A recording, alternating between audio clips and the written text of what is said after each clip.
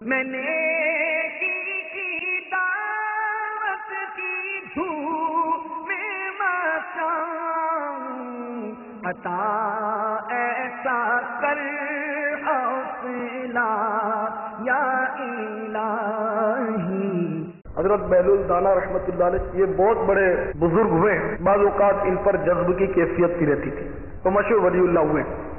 ایک مرتبہ آپ بصرہ میں کسی سڑک سے گزر رہے تھے، کچھ بچے اخروٹ اور بادام سے کھیل رہے تھے، قریب ہی ایک اور بچہ وہ کھڑا رو رہا تھا، تو آپ نے اپنے طور پر یہ سوچا کہ شاید یہ بیچارہ کوئی غریب زادہ ہے اور اس کے پاس پیسے نہیں ہوں گے جو اخروٹ اور بادام خرید کر وہ بھی ان کے ساتھ کھیلتا، اور اس غریب کو ان بچوں نے ساتھ نہیں کھیلنے دیا ہوگا، الگ کر دیا ہوگا، اس لیے یہ رو رہا ہے۔ اسی طرح اپنے ذہن میں سوچ کر آپ آگے بڑھے اور اس رونے والے بچے کے سر پر دست شفقت پھیرتے ہوئے فرمایا، بیٹا معلوم ہوتا ہے کہ تیرے پاس پیسے نہیں ہیں، اخروٹ اور بادام تو نہیں خرید سکا، اس لیے تو رو رہا ہے۔ میرے بچے میں تجھے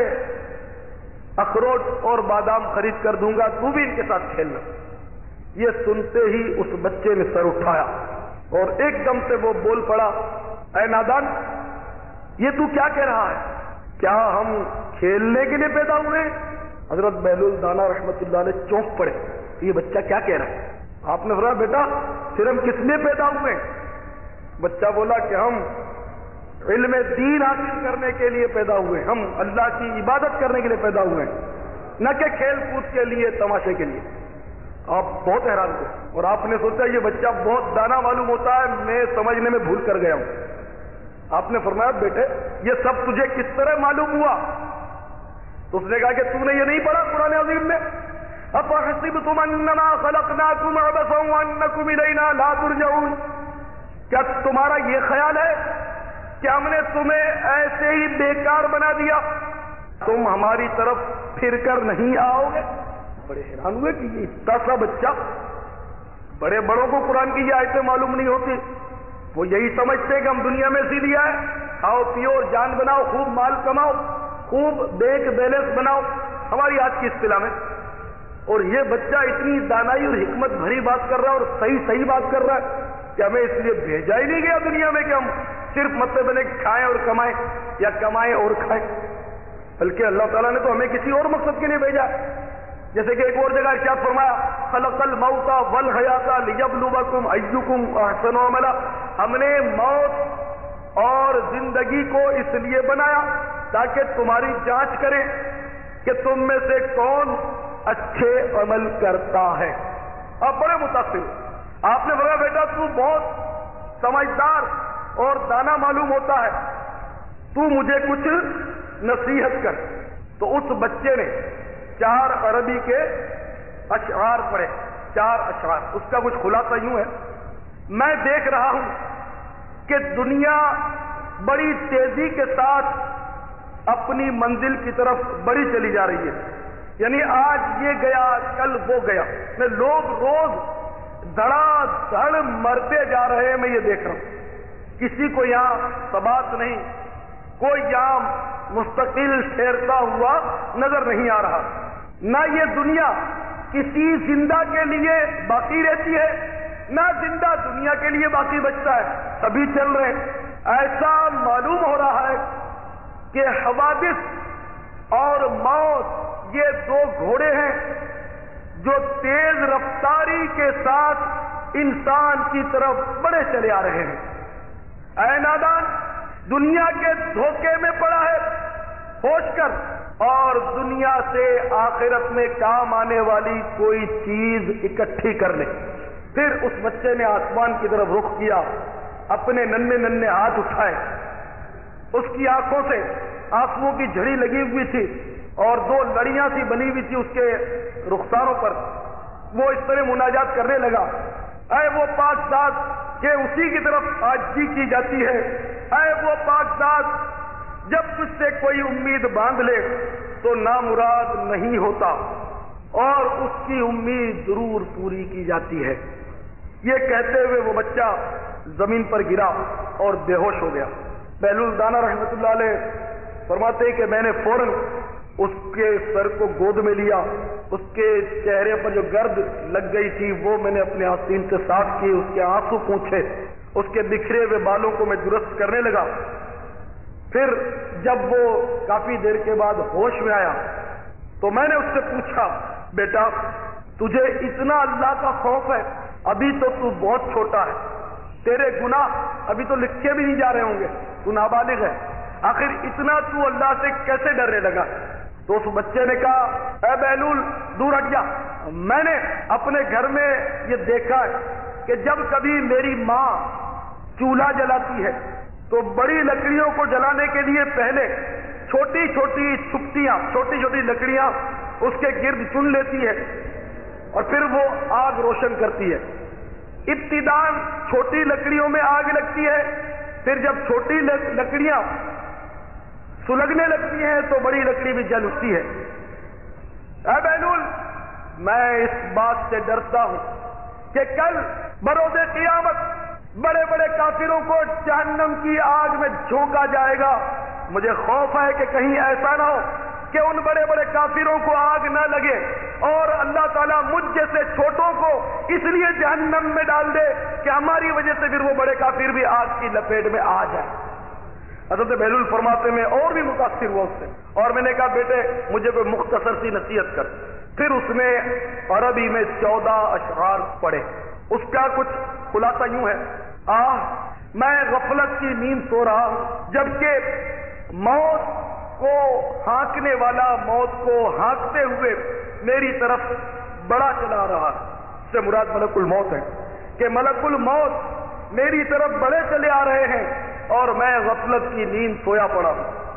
اگر میں آج نہیں تو کل ضرور موت کا شکار ہوں گا، یقیناً ان قریب موت مجھے آ کر پکڑ لے گی۔ میں نے اپنے بدن کو عمدہ عمدہ اور نرم لباس سے آراستہ کیا ہے، حالانکہ قبر میں میرا کفن سڑ جائے گا، میرا بدن سڑ جائے گا۔ اس وقت بھی قبر کا وہ ہولناک منظر میری نگاہوں کے سامنے ہے کہ میں قبر میں بوسیدہ پڑا ہوا ہوں گا، میری سڑی ہوئی لاش قبر میں رکھی ہوگی اور میرے اوپر مٹی کا ڈھیر ہوگا اور میرے نیچے قبر کا بھیانک گڑھا ہوگا۔ میرا حسن و جمال سب خاک میں مل جائے گا، میری ہڈیوں پر سے کھال بھی ادھڑ جائے گی، گوشت بھی جھڑ جائے گا۔ میری عمر تیزی سے ختم ہوتی چلی جا رہی ہے، مگر افسوس کہ میری آرزوئیں ختم ہونے کا نام نہیں لیتی۔ آخرت کا وہ طویل سفر مجھے درپیش ہے اور میرے پاس اس کے لیے کوئی توشہ نہیں۔ میں نے کلم کلا گناہوں کے ذریعے اپنے محافظ اپنے پروردگار کا مقابلہ کیا اور بہت بری حرکتیں کی۔ ہائے افسوس، اب میرا کیا بنے گا؟ میں نے لوگوں سے چھپ کر تو گناہ کیے، لیکن اس بات سے بے خبر پڑا رہا کہ میرا پروردگار مجھے دیکھ رہا ہے۔ میں نے لوگوں سے گناہوں کو چھپا دیا اور اپنے گناہوں پر پردہ کیا، میں پردہ ڈالنے میں کامیاب بھی ہوا۔ لوگ خوش فہمی میں رہے کہ میں نیک ہوں، لیکن افسوس میرے گناہ میرے پروردگار پر آشکار ہیں۔ اگر کل قیامت میں مالک حقیقی کے سامنے مجھے پیش کیا گیا اس حالت میں کہ میرے گناہ لوگوں پر ظاہر کر دیے گئے تو اس وقت میرا کیا بنے گا؟ اس میں کوئی شک نہیں کہ مجھے اس کا خوف ضرور تھا۔ میں اسی کی رحمت کے بھروسے پر رہا، اس کے سوا کون ہے جو مجھے معافی دے؟ بے شک تمام تعریف اسی کے لیے ہے۔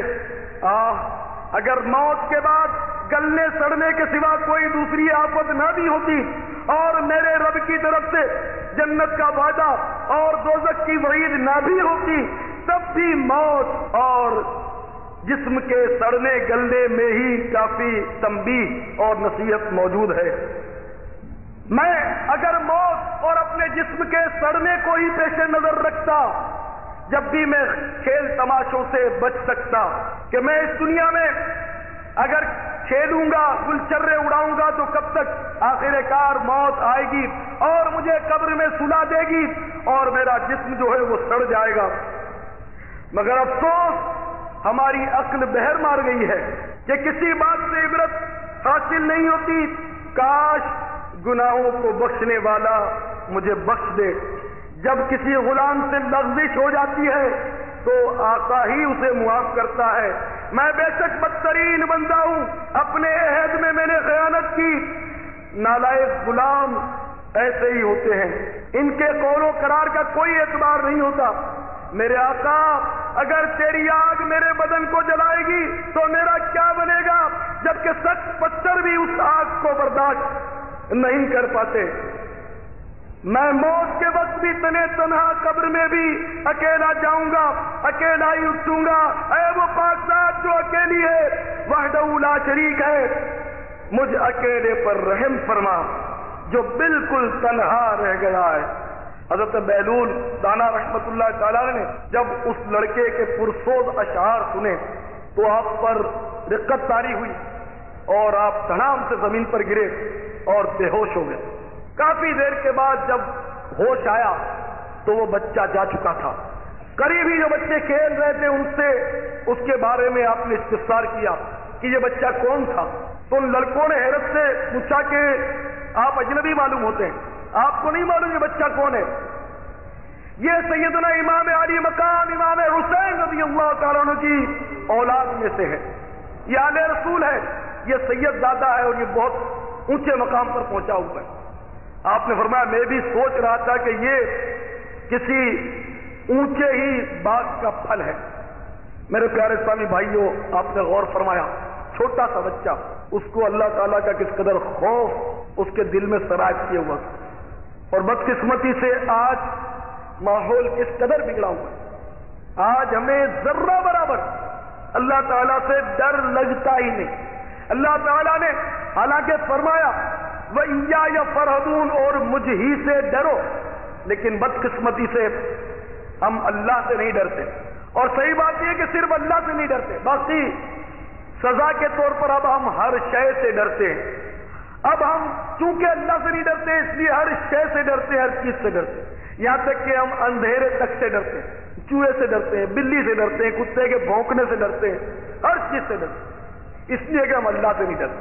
بدقسمتی اگر ہم اللہ سے ڈرتے ہوتے, صحیح معنوں میں خوف خدا ہمارے دلوں میں جاگزین ہو جاتا تو کیا ہماری کوئی نماز قضا ہو سکتی تھی؟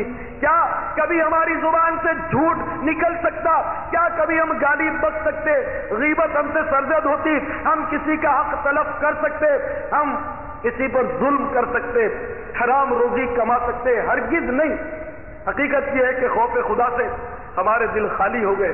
میں نے کی دعوت کی دھوم میں مقام عطا ایسا کر حوصلہ یا الہی